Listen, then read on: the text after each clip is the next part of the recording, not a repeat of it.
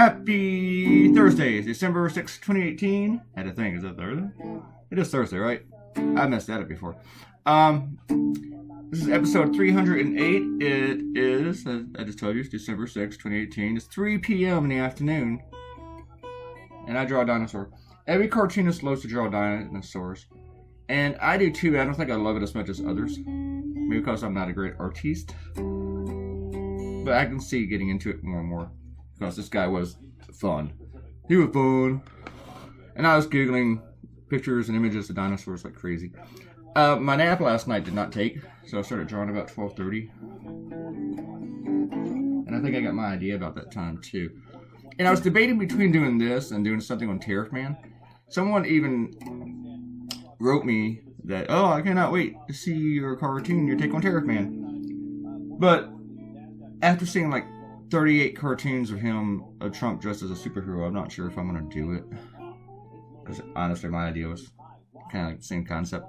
Though nobody's done the idea that I have, I just don't know. I did like drawing Rexy here.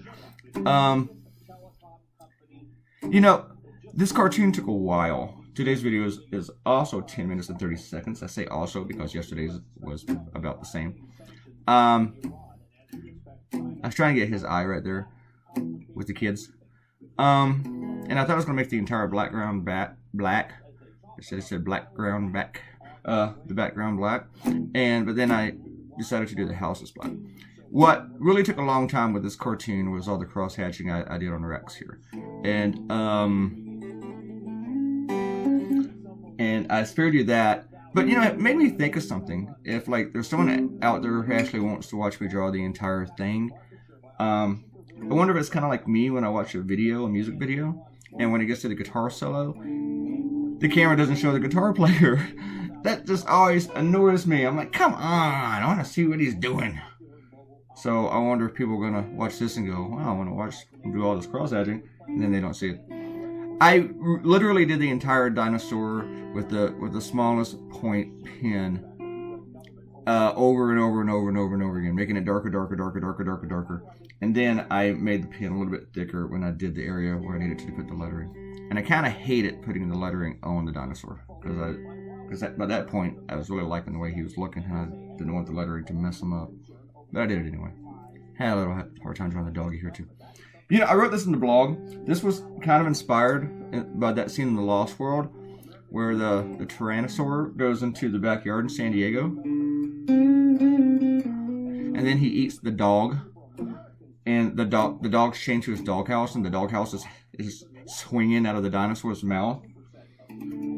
I always hated that the dog gets eaten in that movie. The screenwriter, who's written a lot of movies, he put himself in the movie, or the director did, Steven Spielberg, and he gets eaten near the end outside the blockbuster. And I think that's okay if he wrote for that dog to be eaten. It's also okay if he's the one who also wrote for the Japanese tourist to be running from the dinosaur like it was Godzilla. Yeah, eat that guy. But here's the thing, people. That dog was in a fenced-in yard. Why the hell was he chained up? If you cannot have a dog without chaining him up so he can run away from being eaten by dinosaurs, you don't deserve to own a dog. Since we have like 6 more minutes, I'm going to try to briefly tell you the cow hitting story that I started yesterday, and Errol asked me to finish. Errol and Robert Coutinho were today's shout-outers, or the ones who get shout-outers. They weren't shouting out, I'm shouting out. They were commenting, so they deserve the shouts. Okay, Mississippi, I was delivering newspapers as part of my job. I didn't deliver them to houses. I delivered them like bundles of newspapers to stores and stuff. Hang on, I need a sip of Coke. When you wake up, Coke is good. So, and it was almost, my night was almost over. We did this once a week.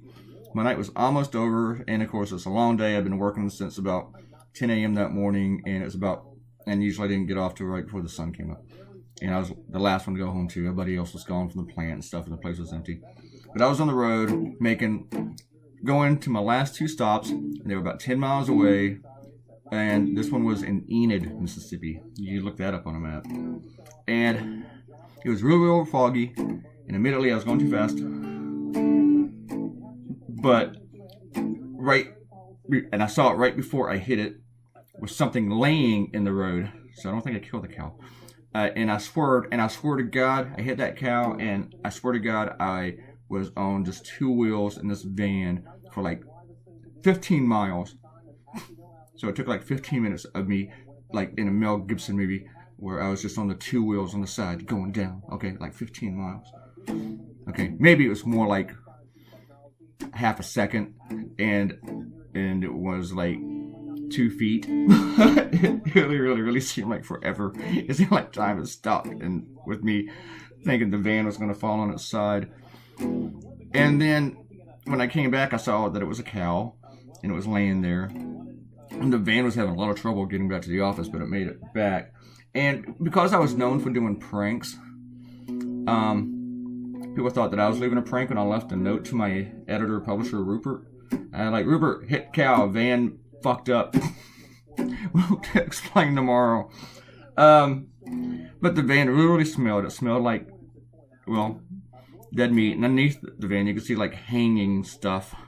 Because I hit that cow good. And it really messed some stuff up in the van, like with the not just the alignment, but all transmission, all sorts of junk.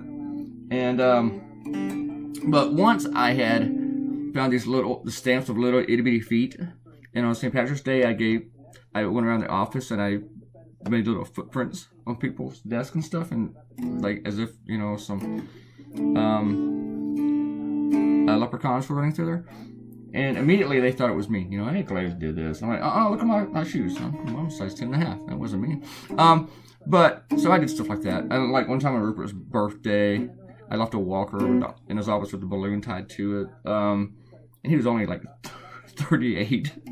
So they always blame me every time somebody did something. So they thought I was joking about the cow until they saw the van. But when I got to work later that day, because I came in really late, on the day after, my entire office was decorated like in cow paraphernalia, and there's like a sign in my door about being the cow murderer and stuff. But I think that cow was dead before I hit it. I mean, why else would a cow be laying in the road,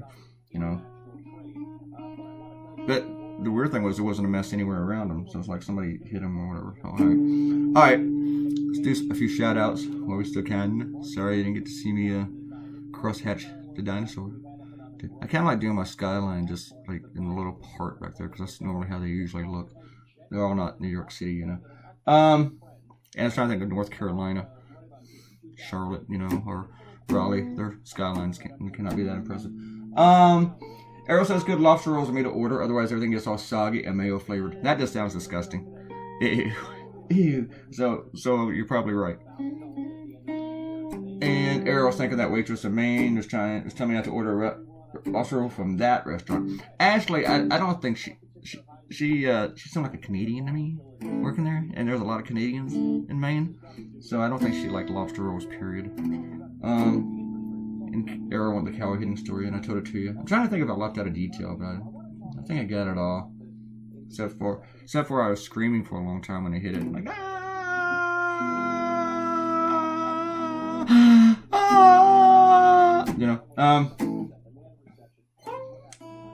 And Arrow talked about how Republicans so out of touch with reality that they think a nice skirt costs the same as a year's worth of rent in D.C. Yes, Ariel, they are. Most of them don't know what rent costs because most of them don't actually pay for themselves. Oh, you see right there, my battery's done. That's down to 10%. Today I'm handling the Epiphone through my Orange. I think next time I plug in this Epiphone, the Dot 335, I need to put it through another amp that has reverb, because this thing just sounds lovely with reverb. It's so creamy. It's the best guitar in the world with reverb. It sounds great through a Fender, so I need to do that. The Orange doesn't have any reverb, which is why you need to put some overdrive on it. But I remember one time I was playing this, somebody said it was too loud. And Robert Coutinho says, we have lobster rolls all over New England too. I'm sure you do. I'll have to check it out someday. I haven't been in New England forever. I miss New England. I want to live in New England. I'd like to live in Boston, I think. I think that'd be nice and liberal for me. Robert Coutinho said a couple other things I wanted to respond to, but I don't have time. I'm out. Sorry. If You gotta, like, I gotta get to you before Arrow. I'm about to say you gotta be Arrow, but you are. I'm actually hitting the newest comments first. I should go backwards next time. Thanks for coming by. Read this. Yeah, read this. Click subscribe, the red button. You know what? I can actually get paid for this someday if you click that red button. It would really, really help me out. And you guys come back later. Bye, bye, bye.